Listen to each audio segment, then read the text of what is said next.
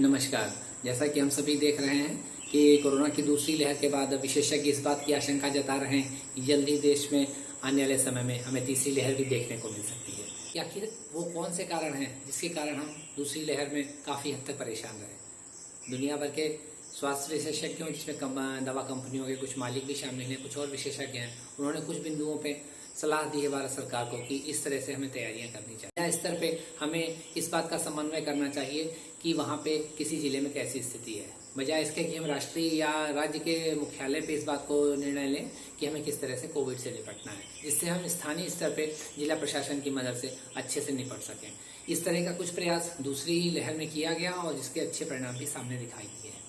साथ ही एक बात ये कही गई है कि जो निजी क्षेत्र के लोग हैं, जो स्वास्थ्य सेवाओं से जुड़े हुए हैं, उनके पास भी भरपूर मात्रा में तैयारी की जानी चाहिए। उनको भी सरकार की तरफ से ऐसी सुविधा उपलब्ध कराई जाए जिससे आवश्यकता पड़ने पे उनके संसाधनों का पूरी तरह से उपयोग किया जा सके। क्योंकि अभी ये देखा गया पहली और दूसरी लहर में इन संस्थानों को या इन सेवाओं को हम नहीं ले सके और उनको पूरी तरह से बंद रखा गया, जिससे भी मरीजों के लिए समस्याएं बढ़ी।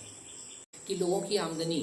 पहली और दूसरी लहर के बाद काफ़ी हद तक घटी है। इस आमदनी को बनाए रखने के लिए, देश की अर्थव्यवस्था को चलाए रखने के लिए लोग घरों में रहेंगे, उनके खर्चे चलते रहें, इसके लिए भी एक लोगों को, निश्चित आय वर्ग के लोगों को टारगेट करके उनको कुछ धन उनके खातों में ट्रांसफर करने की बात कही गई है, जिससे उनका कार्य चलता रहे और वो बाहर कम से कम निकले ऐसी किसी भी विपरीत परिस्थिति में।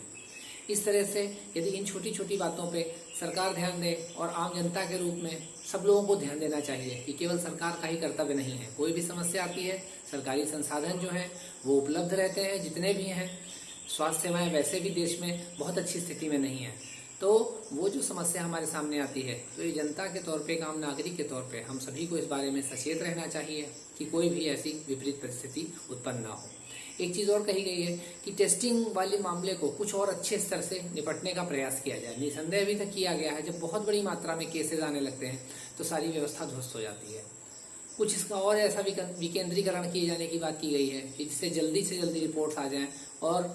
सभी लोगों तक उचित सुविधा पहुंचाई जा सके। एक और बात इस पर कही गई है कि जो दवाइयाँ होती हैं, ऑक्सीजन है, एम्बुलेंस है, इनका पूरे देश में पहले से ही एक निर्धारण कर दिया जाना चाहिए कि इतनी दूरी के लिए उनको उतना ही पैसा लेना है,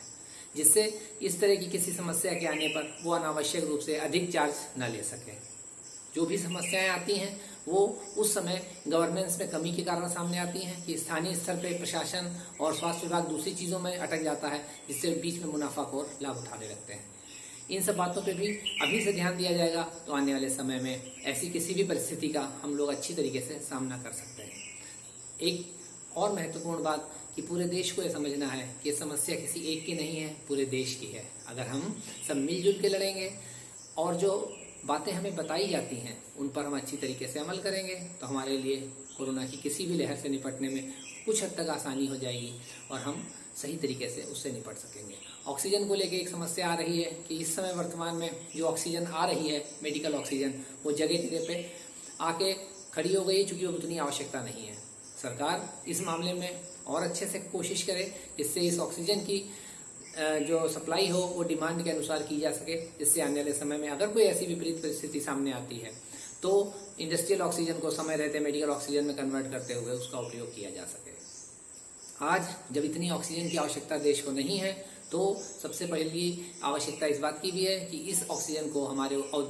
जो औद्योगिक समूह हैं उन तक वापस पहुंचाने की व्यवस्था की जानी चाहिए, जिससे वे अपना उत्पादन और अपनी ज़रूरतों को पूरा कर सकें। पूरे देश को चलाना आवश्यक है, स्वास्थ्य सेवाओं को भी देखना आवश्यक है, साथ ही हमारी जो औद्योगिक उत्पादन है वो भी कहीं से अनावश्यक रूप से प्रभावित ना हो, इस बात पर भी ध्यान देने की ज़रूरत है। जो लोग टीकाकरण कर रहे हैं, जिनका नहीं हुआ है या जिनके क्षेत्र में टीका उपलब्ध है, उनको जल्दी से जल्दी पूरी तरीके से खुद अपने परिवार को, अपने मोहल्ले को, आसपास के लोगों को टीका लगवाने के बारे में जागरूक करना चाहिए। क्योंकि अगर हमारे मोहल्ले में कोई बिना टीका लगवाए घूम रहा है, उसको कोई समस्या होती है, तो बेशक हमारे टीका लगा हुआ है, हमारे ऊपर उसका दुष्प्रभाव अधिक नहीं होगा, लेकिन फिर भी हमें बुखार या और समस्याएं तो हो ही सकती हैं, या हमारे मोहल्ले में, हमारे आसपास के क्षेत्र में लोगों को फिर से एक बार कोविड की समस्या का सामना करना पड़ सकता है।